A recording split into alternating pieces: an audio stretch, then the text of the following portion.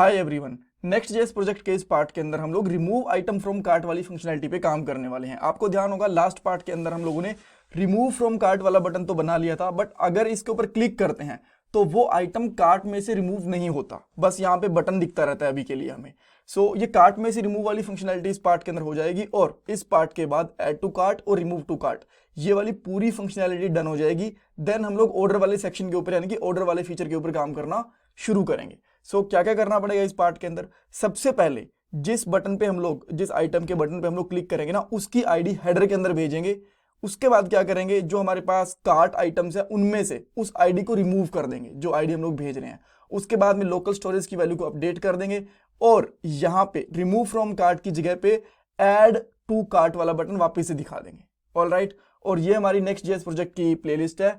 40 parts आ चुके हैं और भी बहुत सारे पार्ट आने वाले हैं। पूरी प्लेलिस्ट देखना, लिंक मैंने डिस्क्रिप्शन बॉक्स में डाल दिया है। अब कोड के ऊपर चलते हैं और सबसे पहले जाएंगे हमारे रेस्टोरेंट डिटेल वाले पेज के ऊपर, page.js। इसको यहाँ पे ओपन करता हूँ और एक और स्टेट में यहाँ पे डिक्लेयर करता हूँ। इन सब के बाद इस स्टेट का सिंपली आप कुछ भी नाम रख सकते हो। मैं इसका नाम रखता हूँ रिमूव कार्ट डेटा, ठीक है, या फिर आप चाहो तो रिमूव कार्ट आईडी भी रख सकते हो, जो भी आपको सूट करे। मैं इसका नाम रखूंगा रिमूव कार्ट डेटा, राइट। और यहाँ पे जो C है इसको कैपिटल कर लूंगा और जो D है इसको भी कैपिटल कर दूंगा। उसके बाद में यहाँ पे करेंगे सेट रिमूव कार्ट डेटा। ये स्टेट को अपडेट करने के लिए बना लिया और इसको हम लोग कहाँ किसके साथ यूज करने वाले हैं? स्टेट के साथ। बाय डिफॉल्ट वैल्यू इसकी अनडिफाइंड रहेगी तो चलेगा और डेटा का भी D कैपिटल करना था, ठीक है। अब हम लोग क्या करेंगे, जो ये प्रॉपर्टी है ना इसको भी मैं पास कर दूंगा कस्टमर हेडर के अंदर। यहाँ पे आया, मैंने इसके अंदर भी पास कर दिया सेम इसी प्रॉपर्टी को और प्रोप्स का नाम भी मैंने सेम ही रख दिया ताकि कंफ्यूजन बिल्कुल भी ना हो। ऑलराइट, ये दोनों चीजें हमने यहाँ पे भेज दी। ओके, अब हमें करना क्या है, एक इवेंट बनाना है इस रिमूव फ्रॉम कार्ट वाले बटन के ऊपर। मैं यहाँ पे एक ऑन क्लिक इवेंट बनाऊंगा और उसके अंदर एक फंक्शन बना के भी उसको कॉल करूंगा। सबसे पहले फंक्शन का मैं यहाँ पे कॉल कर लेता हूँ। इसका नाम आप रख सकते हो let's say remove from cart, handle वगैरह जो भी आप रखना चाहो तो वो रख सकते हो। और इसके अंदर आइटम डॉट अंडरस्कोर आईडी यानी कि इसकी आईडी पास कर देंगे। अब हम लोग चलते हैं ऊपर एंड देन एक और कांस्टेंट लेके इस फंक्शन का मैं नाम डिक्लेयर करता हूं इस तरीके से,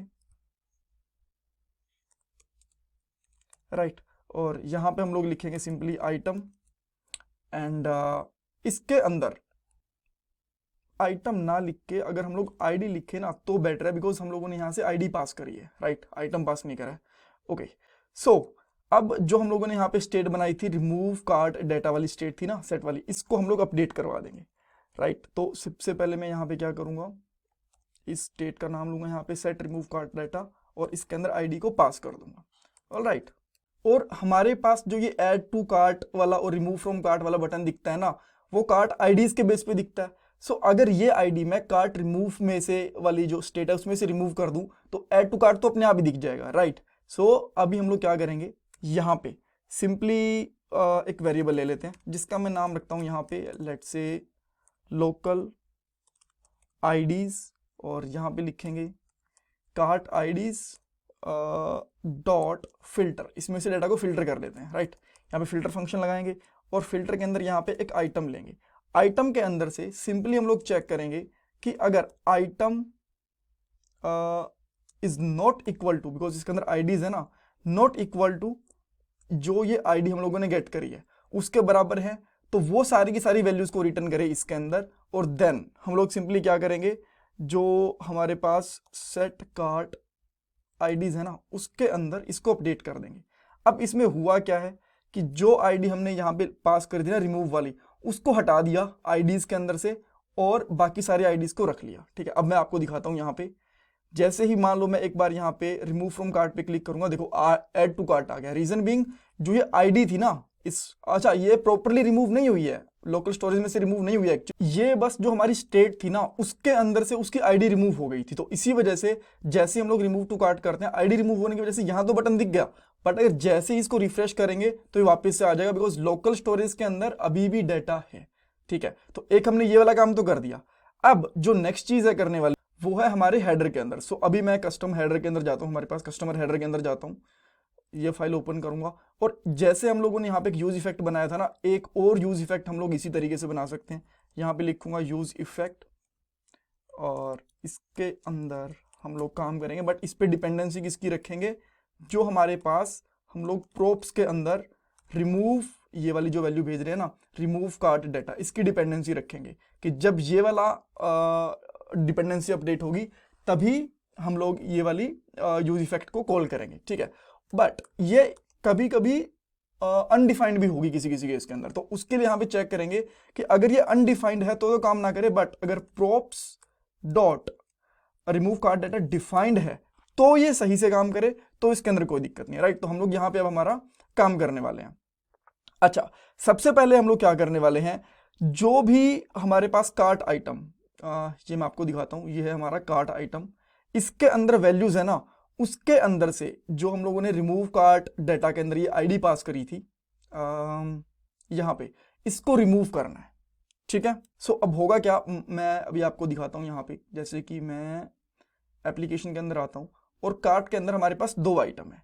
अब मान लो एक आइटम इसकी जो रिमूव फ्रॉम कार्ट है उसके अंदर ये 55cc वाला आईडी भेजता हूँ, तो इस जो आइटम है ना इसको रिमूव कर देंगे, दूसरे वाले को रख लेंगे और उसको अपडेट कर देंगे लोकल स्टोरेज के अंदर, ठीक है। बिकॉज जो डाटा हमारे पास यहाँ पे है वही डाटा हमारे पास हमारी कार्ट वाली स्टेट के अंदर है, इस स्टेट के अंदर है, कार्ट आइटम के अंदर ये जो डाटा है हमारा लोकल स्टोरेज से ही आ रहा है। ऑलराइट, सो सिंपली हमें करना क्या है, यहाँ पे आके एक वेरिएबल ले लेते हैं, इसका नाम आप रख सकते हो let's say local cart item. मैं लोकल क्यों रख रहा हूं, बिकॉज ये जो लिटरल है ना इसी ब्लॉक के अंदर काम करेगा, इससे बाहर काम नहीं करेगा, इसलिए मैं इसका नाम लोकल रख लेता हूं।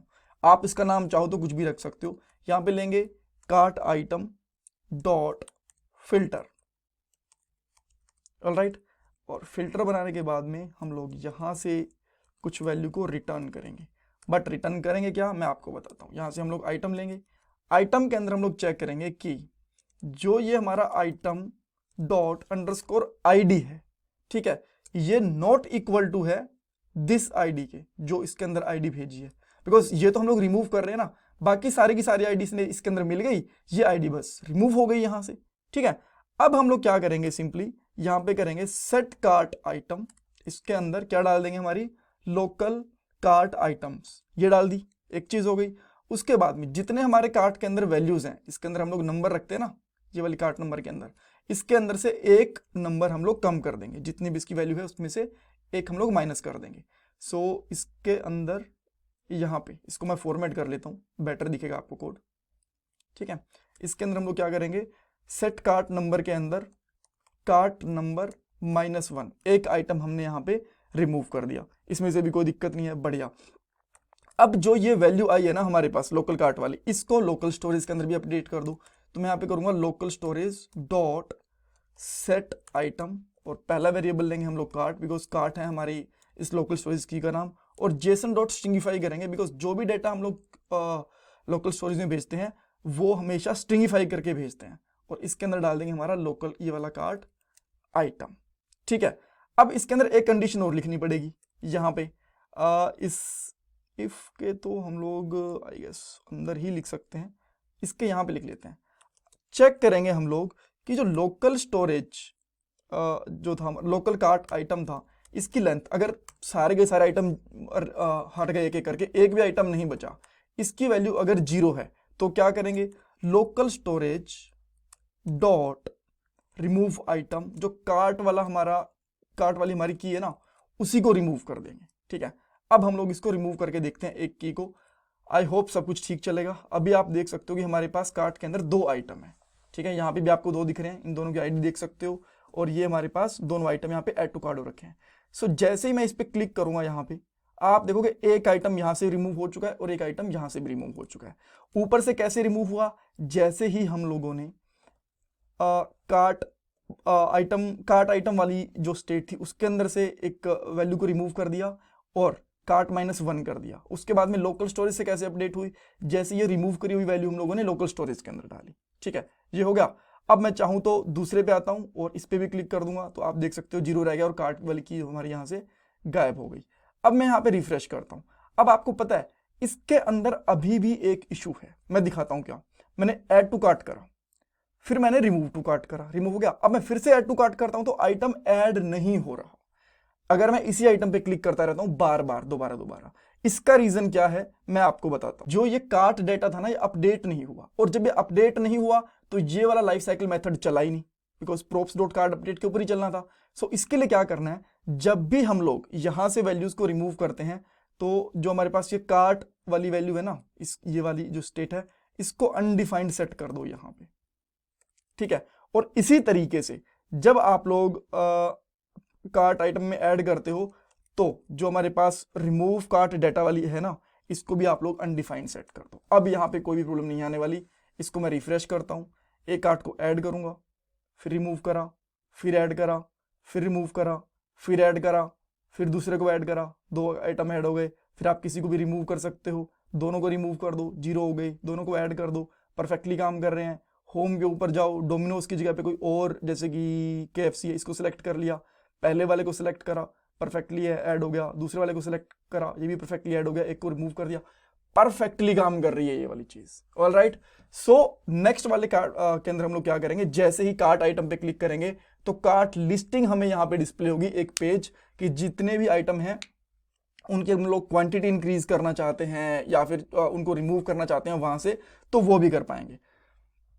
Thank you so much for watching this part. पूरी प्लेलिस्ट देखना बिल्कुल मत भूलना, और मैं आपसे रिक्वेस्ट करूंगा कि प्लीज वीडियो को लाइक करो, चैनल को सब्सक्राइब करो, कमेंट सेक्शन में फीडबैक दो। ये आपके लिए कंप्लीटली फ्री ऑफ कॉस्ट है, बट इससे मुझे बहुत वैल्यू मिलती है। And thank you so much. ये मेरा पेटीएम का डोनेशन नंबर है अगर आप डोनेशन करना चाहते हो। Thank you guys.